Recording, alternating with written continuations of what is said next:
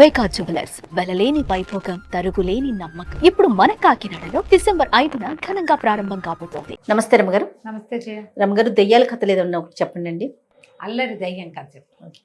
పిల్లల్లో ఒక లక్షణం చూస్తాం మనం ఏదైనా పనిలో ఉన్నాం అనుకో, పిచ్చిగా సతాయిస్తారు. వాళ్ళకేసి చూసేదాకా ప్రాణాలు తీస్తారు. ఏమిటంటే కాన్సన్ట్రేషన్ తన మీదే కావాలి. మన అటెన్షన్ సీకింగ్ పిల్లల్లో చాలా సహజంగా ఉంటుంది. ఎవరైనా వచ్చినప్పుడు ఇంకా ఎక్కువ అల్లరి చేస్తారు కదా. అటెన్షన్ సీకింగ్, అటెన్షన్ కోసంతో పాటుగా వాళ్ళు ఏదడిగితే అది మనం ఓకే చేసేస్తామంటే అమ్మగారు నేర్చుకుంటారు. అది తర్వాత కాలం నెక్స్ట్ స్టెప్. అది స్టెప్ అటెన్షన్ సీకింగ్ ఒక లక్షణం, బేసిక్ పిల్లల్లో ఉంటుంది. అది కొంతమంది పెద్దవాళ్ళకు కూడా ఉంటుంది. దయ్యాల్లో కూడా ఉండటం చూపిస్తున్నారు. ఒక ఊళ్ళోనట, ఒక పల్లెటూరులో చుమారైన ఊరు, జయరామయ్య అని ఒక ఆయన ఉండేవాడు. ఆయనకి భార్య గతించింది, ఒక కుమారుడు కోడలు కూడా ఉన్నారు. వాళ్ళది చక్కటి మండువ ఇల్లు. కొడుకు కోడలు ఓ గదిలో పడుకుంటే ఈయన ఒక మధ్య అటక ఉన్న గదిలో పడుకునేవాడు. అటక మీద సామాన్లు అవి ఇవి పెడతారు, కొంచెం భోషాణం ఉంది. ఆ గదులు వదిలేయకుండా అందులో పడుకోవాలని ఆయన పడుకునేవాడు. అయితే ఏమైందట, ఒకనాటి రాత్రి వాళ్ళే గోల అవుతోంది అటక మీద, ఏదో శబ్దం అవుతోంది. కళ్ళు తెరిచి చూశాడు. చూస్తే ఈ ఆటకంటే ఇవి మా మండువాయిళ్ళకి వాటికి ఎట్లా ఉంటాయి, దూలాలు ఉంటాయి కదా, ఆ దూలాల నుంచి పిల్లి మొగ్గలేస్తూ ఒక దయ్యం కనపడింది ఆయనకి. ఆయన కెవ్వమని కేక పెట్టాడు. శ్రీ ఆంజనేయం ప్రసన్నాంజనేయం ప్రవాదివి కావ్యం అని ఆంజనేయ స్మరణ చేసుకున్నాడు. ఆ దయ్యం పక్కపక్క నవ్వింది. మేము చచ్చిపోకముందు మా ఇంటికి బాది ఆంజనేయ భక్తులమే, నాకేం భయం లేదు అని. మళ్ళీ నేను ఇక్కడ ఉండను, వేరే చోట ఉంటా. మా అమ్మ అక్కడ అల్లరి చేస్తున్నానని ఈ ఇల్లు చూపించి ఇంట్లో అల్లరి చేసుకో అంది. నేను ఇక్కడ అల్లరి చేసుకోవడానికి వచ్చా, ఆడుకుంటాను నేను, నువ్వు పడుకో, నేను ఆడుకుంటా. భయమేస్తోంది. ఏం చేసినా అది వెళ్ళలా. అది పైకి ఎగిరి దూకి ఎగిరి దూకి అవి లాగి ఇవి లాగి ఆ దూలం నుంచి ఈ దూలం నుంచి రయ్యమని శబ్దం చేస్తూ దూకి విజిలేసి గందరగోళం. ఈయన ఊరుకూరికే మెలకు వచ్చేస్తూనే ఉంది.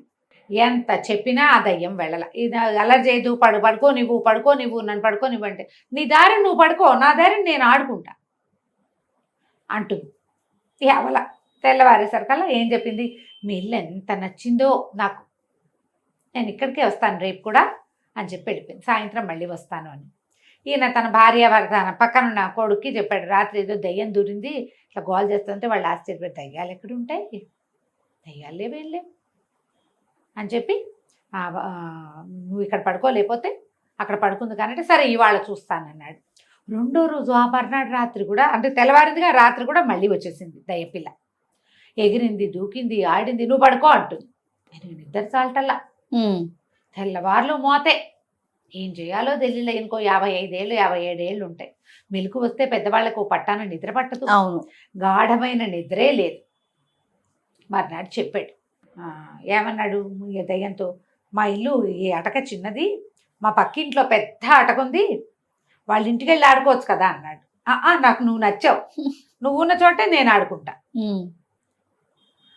సరే కొడుక్కి కోడలకి చెప్పాడు, ఇలా ఉంది అంటే వాళ్ళు ఏమన్నారు, ఈయనేదో దీనికి లోనవుతున్నాడు, ఏమంటారు దాన్ని, హెల్యూసినేషన్కి, భ్రమకి గురవుతున్నాడు నాన్న పెద్దతనంతో. నాన్న మేము ఆ గదిలో పడుకుంటాం, నువ్వు ఈ గదిలో పడుకో. ఇటు పడుకున్నాడు. ఆ దయ్యం మళ్ళీ ఈయన దగ్గరకు వచ్చేసింది. ఇక్కడ ఆడుకోను, నేను ఆ గదిలోనే ఆడుకుంటా, నువ్వు ఆ గదిలోకి వస్తావా రావా. నేను రానన్నాడు. రాననేసరికి గదిలో సామాన్లన్నీ చిందరవందర చేయటం మొదలుపెట్టింది. మళ్ళీ వెళ్ళి వాళ్ళ దగ్గరికి వెళ్ళి, బాబు వద్దురా నాకు అక్కడ నిద్ర పట్టట్లేదని ఇక్కడికి వచ్చాడు. మళ్ళీ ఆ రోజు రాత్రి అంతే. ఇక విసిగిపోయాడు. ఏమైనా సరే నేను అక్కడే పడుకోవాలని మర్నాడు మళ్ళీ మారితే మర్నాడు ఏం చేసింది దయ్యం, ఈ జయరామయ్య లాగా వెళ్ళి కొడుకు కోడల దగ్గర, నాకు ఆ గదిలో నిద్ర పట్టదు, నేను పొద్దున అడిగినా సరేరా రాత్రికి నాకు నిద్ర పట్టట్లేదు అని ఈయన అవతారంలో వాళ్ళకి చెప్పేసి మళ్ళీ గదులు మారారు. ఆ దయ్యం మళ్ళీ అల్లరి చేస్తూ ఆడుకుంటోంది. చేయాలో తెలీదు.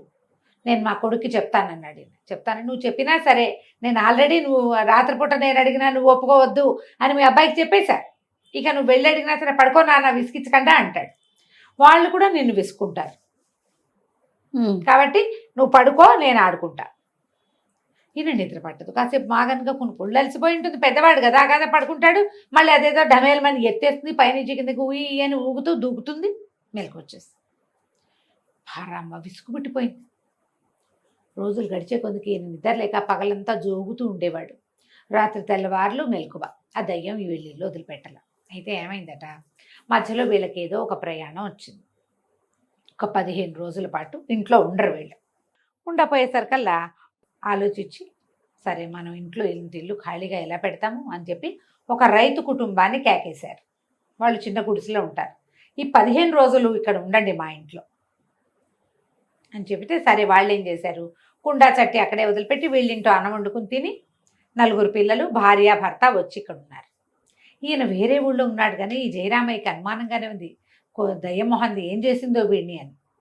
వాళ్ళు ఆ గదిలో పడుకుంటారని అనుకోవాలి. వీళ్ళు తల్లి కొత్త చోట కదా, తల్లి పిల్లలు అందరూ ఒకే చోట పడుకుంటారులే అని వీళ్ళు నమ్మారు.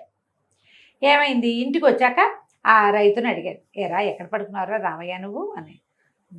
అటగదిలో పడుకున్నాను బాబాయ్, వెచ్చగా హాయిగా ఉంది. ఒళ్ళల్లా పగలల్లా పనిచేసి వచ్చేవాడినేమో వెచ్చదనానికి ఎంత హాయిగా నిద్ర పట్టిందో. మా ఇంట్లో అంత సుఖ నిద్ర ఎరగని నేను, ఇక్కడ ఎంతో బాగుందన్నాడు.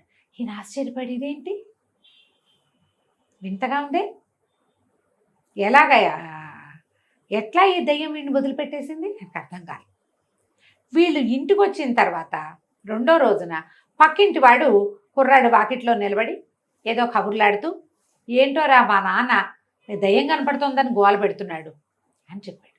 చెప్పేసరికల్లా వీళ్ళు ఆశ్చర్యపోయారు. ముందు మన ఇంట్లో మన నాన్న దయ్యం అని గోల చేసేవాడు, ఇప్పుడు వాళ్ళ నాన్న గోల చేస్తున్నాడు ఏమిటి. అయితే జయరామయ్యకి ఏం డౌట్ వచ్చింది, మన ఇంట్లో ఉన్న దయ్యం మొహందే వాళ్ళ ఇంట్లోకి వెళ్ళిందేమోనని. ఎందుకంటే ఈయన మొదట చెప్పాడు ఈ అటక పెద్దది అని. సరే ఏం చేశాడు, మర్నాడు రాత్రి వాళ్ళ ఇంటికి వెళ్ళాడు. ఇవాళ ఇక్కడ పడుకుంటాను. వెళ్ళేసరికల్లా ఆ దయ్యం కనపడింది. వచ్చావా, నువ్వు ఊళ్ళో లేవని వీళ్ళింటికి వచ్చా, వీళ్ళ అటక పెద్దదని చెప్పావు కదా అనేసరికల్లా, నువ్వు మా ఇంట్లో లేవా అన్నాడు. లేను, ఎందుకంటే మీ ఇంట్లో ఒకడిని పెట్టావు నువ్వు, వాడు ఎంత మొద్దు నిద్ర ఎంత గోల్ చేసినా లేచేవాడు కాదు. నా ఆటకి ఎవరైనా లేచేవాళ్ళు కావాలి. ఈ ముసలాయన కూడా చక్కగా లేస్తాడు, రోజు విసుక్కుంటాడు నన్ను. నా సతాయింపుకు గురయ్యే వాళ్ళు ఒకళ్ళు ఉండాలి. అది ఈయన కూడా ఎంతసేపు లేచి వెళ్ళు, ఇంకా ఆపు, వెళ్ళిపో, ప్లీజ్ పడుకోనివ్వవా, నన్ను పడుకోనివ్వు, ఎందుకు ఇంత సతాయిస్తావు అంటూ ఉంటే ఆటకి బాగుంటుంది. మీ ఇంట్లో ఉన్నవాడు అట్ట అనలా అనేసరికి ఈ ముసలి వాళ్ళిద్దరూ మొహాలు చూసుకున్నారు. దయ్యానికి ఏం కావాలి, అల్లరి. తను అల్లరి చేయాలి, తనకి సతాయించటానికి ఒక మనిషి కావాలి. వాళ్ళు విసుక్కుంటూ ఉండాలి, అప్పుడు ఇబ్బంది పడాలి, దానికి హ్యాపీగా ఉంటుంది, అప్పుడు దానికి ఉత్సాహంగా ఉంటుంది, ఆట బాగా సాగుతుంది. వీళ్ళకి ఏమర్థమైంది, మా ఇంట్లో ఉన్న రామయ్య పగలల్లా పనిచేసేవాడు, వాడికి ఒళ్ళెరగానే నిద్ర వచ్చేది. మనకి 55 ఏళ్ళు వచ్చినాయని పనులు మానేసి కొడుకులు సంపాదిస్తారని కూర్చున్నాం. ఒళ్ళు అలవకపోవటం వల్ల కదా మనకి నిద్ర పట్టంతాను. పగలల్లా పనిచేస్తే రాత్రి చీమ చిట్టుకుమన్నా మెలకు రాదు. పని పాట లేని పెద్దమ్మలకి మెలకు వస్తుంది.